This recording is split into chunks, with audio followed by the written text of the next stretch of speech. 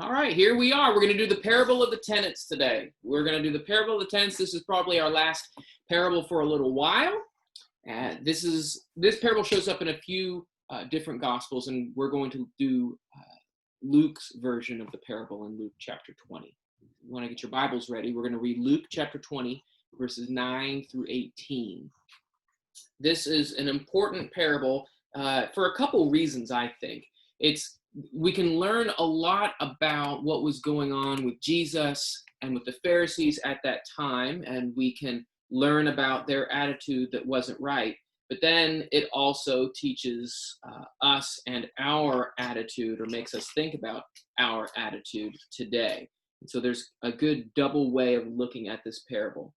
Now you'll see it's Luke chapter 20. That means it's towards the end of Luke. So we're getting towards the end of Jesus's ministry. This is when he gets closer and closer to his crucifixion, sometimes a little bit more extreme or harsher with his words and statements. So this is going to be a pretty big one to think about. All right, so we're just going to pick up in Luke chapter 20, starting in verse 9. And he began to speak unto the people this parable. A man planted a vineyard, and he let it out to husbandmen. All right, my old translation is calling it husbandmen, but it could be tenants. Basically, it's farm workers, okay? Farm workers. But when you let it out, it's almost like you're renting it or loaning it out. So these guys, he planted it. He planted this field, okay? Here it is. It's behind a wall, and there's the stuff all ready to grow.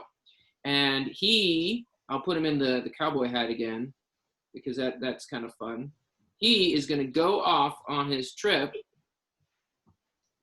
and he's leaving it to be worked by these guys, okay? And they are one has a small head and big hair, and one has a big head and small hair. All right, there we go. They are going to work it. They are in charge of it, but who owns it? Farmer guy.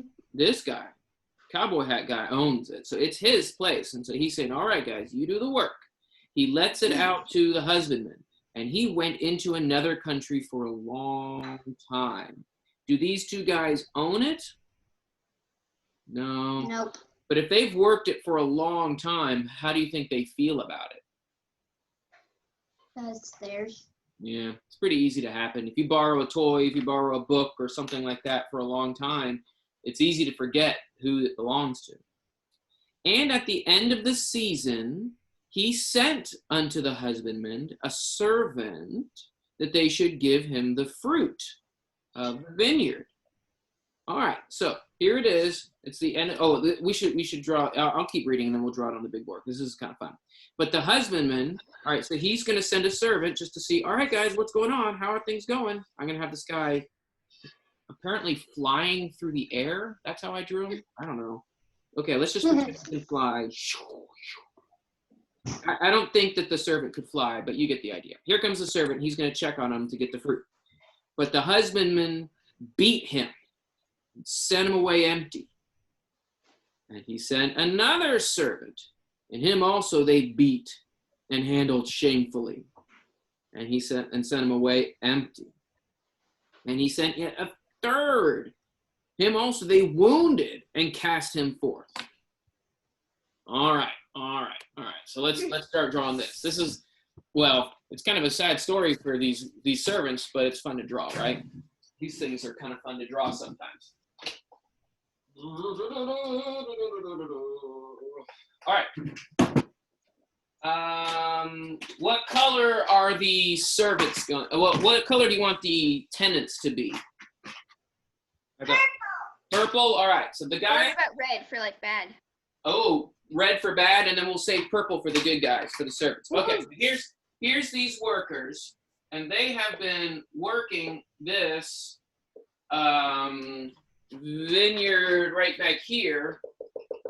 Let's just pretend it's not a very big vineyard because I don't want to draw a lot. And it's what are they growing there? Chewing gum? They're growing packs of chewing gum. Okay? They've got a really good harvest of chewing gum coming along. Carrots? Carrots? No, not carrots. That's gross. All right, I'll draw a carrot. I want one carrot. One carrot. Here's the carrot. Grapes in All the right. vineyard. So here are these tenants, and they have been working it for a long time, and they have been getting ready to get all these fruits. And they're really excited about the carrot and the grapes, like you mentioned, and the chewing gum. This red isn't showing up very well. Let's try that. Maybe you can see that better. All right, so they're all ready. And so the master is up here in a foreign country wearing his cowboy hat. Maybe he's looking at buying some cows because he's wearing a cowboy hat. And he sends the servants to check it out. So here comes servant number 1. What do they do to him? Him up and send him into. They beat him up. They beat him up. And so let's draw a red explosion. Bam. Bam. And then you got to draw like sad eyes and a frown. All right, that's what they do to servant number 1. What do they do to servant number 2? Beat Same him. thing. Same thing. And we'll do a red and orange. This one's an orange explosion on their heads. They give him 2 wounds. Maybe we could draw, they've got like a stick that they're beating them with. I don't know. This is just kind of a crazy story. So they've got their stick and they're beating them. And then they get servant number 3. What do they do with him? Beat him up. They beat him up too. It says this one that they actually wound. It's almost like, let's draw like a bloody wound or something. I don't know. Here's the blood and blood, and then his hands are up in the air because he's sad. Oh, it hurts. Oh, this is terrible. All right, so there they are. They're standing there, and they do this to these 3 servants. Why do they do that? Does the story tell us why they're doing this to the servants? No. No, but we can. No. But What's I your have a guess? guess. You got to guess. What's your guess? Carefully. They think it's all theirs and they want it to themselves. And they Yeah, I think think they can do whatever they want to everyone. Yeah. So You did the guy who originally like was doing the vineyard? Mm-hmm. Yeah. Did he just leave it to the red guys to like keep watch over it or something, or like still be working on it while he was gone? He essentially gave it to them. It's like, here is my farm, and he hired these 2 guys to run his farm for him. So the 2 red guys are running the farm, they're running the vineyard, and then he goes off to do business, okay? It's not their farm, but they've just decided that it's theirs. And he says, okay, it's time for me to get my harvest of chewing gum and carrots and grapes. And they go, I don't think so. Now, if he showed up, do you think they beat him? No. Mr. Dan. Probably not, but when he just sends those servants, they go, oh, these are just servants. We don't have to care about servants. Mr. Dan, I have a guess why they beat up the servants. Why? Maybe they thought because they did all the work, no one else should deserve it. Maybe. But is that a good way to think? No. No, because it's not theirs. It doesn't matter if they did a lot of work. Do you know why they did a lot of work? They were hired for a job. So, if you get hired to work at McDonald's, should you decide that you own McDonald's or should you get a paycheck? You get a check. You get a paycheck. You don't say, well, I did all the work, so this is my restaurant now. But the other servants are, the other people who are working at McDonald's are working too, not just you. Yeah, there's more than just those guys. And he might have more vineyards too, right? And these are just two big, well, they're jerks. So this is a mess. This is an absolute mess. The master trusted them. And are they trustworthy? Nope. No. No. He trusted them, and they're breaking his trust. They're ruining it. All right, so let's see what happens now. We'll keep reading. Zoom in. Okay, so that was servants 1, 2, and 3. Okay? There we go. Servants 1, 2, and 3. So now, and the Lord of the vineyard said, what shall I do? Hold on, I gotta clean that. There, that'll work better. What shall I do? I will send my beloved son. It may be that they will reverence him. So that means here is the cowboy hat owner, okay? And is he happy? No. Oh. He's a little bit upset. I can see like he's confused. He's like, man, what am I gonna do? They're just being jerk faces. What am I gonna do? Man, made him look kind of dumpy and fat. That's unfortunate. He's not, I don't think he's a fat dude. Okay, there we go. What am I gonna do? And who does he decide to send? His son. He decides to send his son. Does that mean that the kid is a 6-year-old? No. Not. No, he's probably a man. Right? He's probably a man, maybe not as old as him, but he's like, I'll go. Now, what does he call this son? His beloved son. Beloved His son. beloved son. Have you heard that phrase in the Bible before? Oh yeah. Yeah. Oh yeah. Who is the beloved son usually? Jesus. Jesus. Jesus. There's another one in the Bible. Can you think of somebody in the Old Testament who is called your son, your only son? Isaac. Isaac, yeah. And so when Jesus uses the phrase beloved son, that's a loaded word, isn't it? It's supposed to clue everyone in. Wait a minute. This isn't just some kid. Who is this? This is Jesus, which means who's wearing the cowboy hat? God. God. I mean, that's a clue. You're supposed to say, wait, if it says beloved son, that means something different. That means something special. So let's see what happens. The master says, it may be that they will reverence him. They'll respect him. They'll pay him attention. I mean, these guys, these were servants. They should have listened to these servants, but maybe if I send my son, maybe that'll be good. But when the husbandman saw him, saw who? The son. The son. When the husbandmen saw him, they reasoned one with another, saying, this is the heir. Let us kill him, that the inheritance may be ours. And they cast him forth out of the vineyard, and they killed him. Wait a minute. Wait a minute. So what happens is, okay, since he's blue, I'll draw the sun in blue also, right? So he sends his son.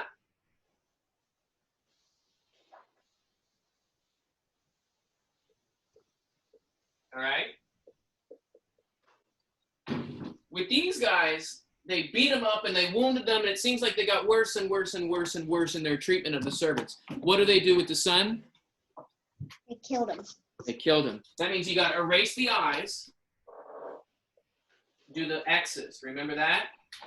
And erase the smiley face. That's true. Yeah. Ugh. That's true. I don't think he wants to smile at that, right? Yeah.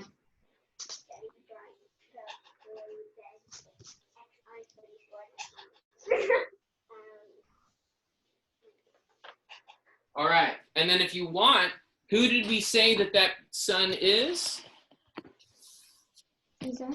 It's Jesus. So if you want, you can put his wounds places you know Jesus got hurt, right? You know he had a crown of thorns. Yeah. He had blood there. He had a spear in his side. And in his hands. His hands. And in his feet. And he was beaten on his back. And they hit him on the head with sticks. This is ugly. This is terrible. All right, let's think about this story the way I use McDonald's for a second. Okay, so you've worked at McDonald's for a week, and your boss says, all right, where's the hamburgers? And you go, I'm not giving you the hamburgers. I've worked here. I own this place, and I'm going to kill your kid. And if I kill your kid, then I get to own McDonald's. Yikes. None of this makes sense. None of this makes sense. I mean, they're probably not even related. You know? These guys, Who would want to? you're right, have they're not McDonald's related. that much? Say what? Who would want to own McDonald's that much? That's not what we're talking about. But that's the thinking. They want this vineyard so much that they're going to kill this man's son. Because if you kill somebody's kid, you automatically own their stuff, right? No. This is, okay. There's a lot of ways that this is terrible, right? There's so many ways. Let's start. Number one, it's sinful. Well, all of it's sinful, right? But there's selfishness. It's mine, mine, mine. There's selfish, right? It's mine, it's mine, it's mine. It's greedy, right? That fits with selfishness. They're hurting others, so they're just being physically ugly with people. Abusive. I'm just going to put the word ugly, right? They're using ugly words. They're using ugly language. They're using ugly fists. They're killing people. What was that? They're doing terrible things to other people that one man owns them. Yeah. They're greasy fish. Yeah. But then here's another thing that I think is really interesting in the story, okay? These are all very spiritual reasons, right? This is all like Bible reasons. But you know what's interesting about this story? You don't even have to use a Bible reason. It makes no sense. Even if you take the Bible out of it, beating up a servant doesn't mean that you get to keep the fruit. Killing the guy's son doesn't mean you get to keep the vineyard. They're thinking so worldly. I want my stuff. I want my things. I want more and more and more, that they're using worldly logic to get the farm, and worldly logic doesn't work out. They're so foolish.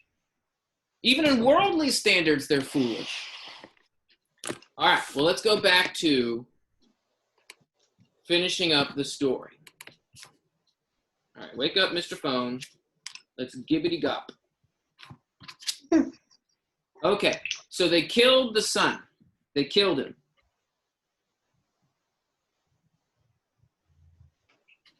All right, there's the blood, and he's dead. This poor guy, he's dead. I think it's terrible. This is like, did you guys know that parables are allowed to be this terrible? Yes. Kind of weird. Terrible. Terrible parable.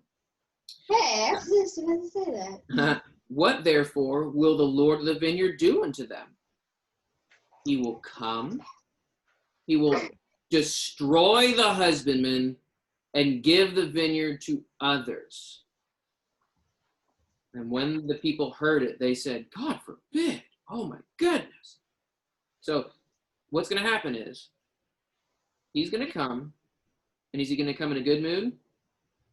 Nope. Nope. You got to give him angry eyes, angry mouth, and angry fists.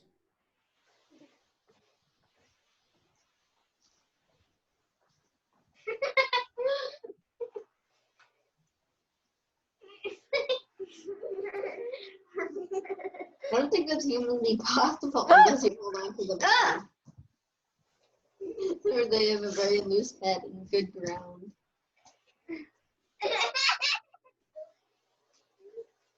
Just punching their heads off. Well, it could happen, right? Not really. I guess so. I don't have red, but maybe that's okay because I don't want your moms to see all the blood again. I mean, there's been a lot of blood lately. Our moms left when you said blood. Uh-huh. Yep. There's so much blood. All right. So he's going to destroy them, right? And here's this vineyard, right? And I have green.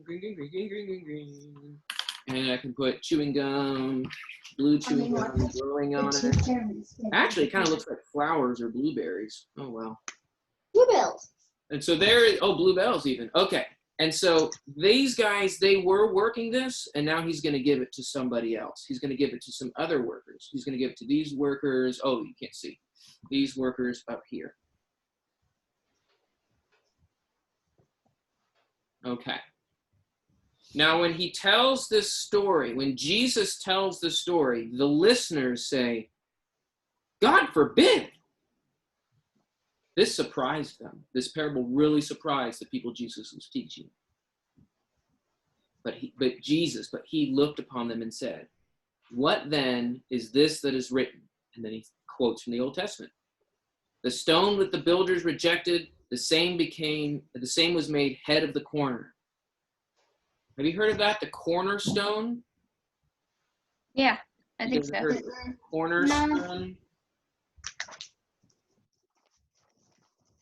When you're building a house and you want it nice and square with straight lines, sometimes even just drawing a house, you realize, oh, I didn't make it straight. And see, look, this roof line's all wonky. So what you do is usually you start the house with a very good, square, perfectly lined up, perfectly perfect and measured cornerstone, right? And so the stone that the builders rejected, they thought, oh, nope, this stone is not good enough to be a cornerstone of a house. It turns out the same stone was made head of the corner. So these workers, they rejected their master's decision. Guess what the master does? He rejects them. And so he's going to set up his cornerstone. He's going to set it up even if they don't like it. I'll read this part again. But he looked upon them and said, what then is this that is written? The stone which the builders rejected, the same is made head of the corner. Everyone that falls on the stone will be broken to pieces. But on whomsoever it shall fall, it will scatter him as dust. Isn't this what this master is doing? Imagine here comes the cornerstone that the people rejected, and it's flying through the air, and it's about to land on you. What's it going to do to you? It's going to crush you. So the idea here is, this is God's plan. What happens if you don't like God's plan and you try to do your own plan? Oh, here's the heir. Let's just kill him and we'll inherit it all. What's going to happen to you? You'll get crushed. You are going to be crushed and destroyed. Oh, but I rejected God's plan. I rejected it. That's okay. If I reject it, I won't get in trouble, right? Nope. It's like a building where you really want, if you take away one post, it'll all come down to you, but it ends up crushing you. That's a good connection. I like that. The moment you reject one part of God's plan, what is the rest of God's plan going to do to you? It's going to crush you. It's going to crush you. The moment you start rejecting the servants that God sends to you, the moment you reject the son that God sends to you, this is what you can expect. Your head's going to get punched off, or a giant block is going to crush you. Now listen to what Jesus does after that, okay? So Jesus said a really in-your-face, body-crushing parable, right? And the scribes and the chief priests sought to lay hands on him in that very hour. And they feared the people, for they perceived that this parable that he spoke this parable against them. Who is this parable about? Jesus, or like God and what he'll do if you disobey. Right. And what will happen to us. And when Jesus spoke it, he had very specific people in mind. Who was he thinking? Right here. The scribes and the priests they perceived that Jesus spoke this parable against them. So they found out this is the way Jesus felt about the scribes and the priests. So what does that mean Jesus and God were going to do to the scribes and the chief priests? They were about to get crushed. And you know what happened? What did the scribes and the chief priests do to God's son? They killed him. They killed him. Do you know what happened to Jerusalem about 40 years after Jesus died? What? The Roman Empire came in and destroyed it. Destroyed the temple, destroyed everything. Almost all the Jewish people in the city were killed, and all the priesthood and all that stuff got ruined. It's pretty scary, huh? Yeah. I still think he's coming though. So here's something important. Are you a scribe? No, I don't think you are. Are you a Pharisee or a chief priest? No. No. Oh, okay. Good. Then we don't have to worry about this parable. Phew. Because I'm not a scribe and I'm not a chief priest, so I don't have to worry about it. Why do we even do this Bible class? Because this isn't about me. How do you make this parable about you? That's a hard question. How do you make this parable about you? Invest for yourself. Well, let's think about it. We'll go step by step. Can you make this you? Can you become this person in the parable? No. No. Can you become the vineyard? Not really. What's the vineyard? This is probably like God's kingdom, right? Yeah. Can you be the son of God? No. No. So that means there's two people that you can be. You can be here, and you can be here. All right, so let's think about it. If you are the purple person in this parable, what are you doing? You're spreading the word about God and Jesus. Yeah, you're trying to go out and do God's work. What's going to happen? You might not get treated very well. But does God love you? Yeah, he really does love those servants. Okay.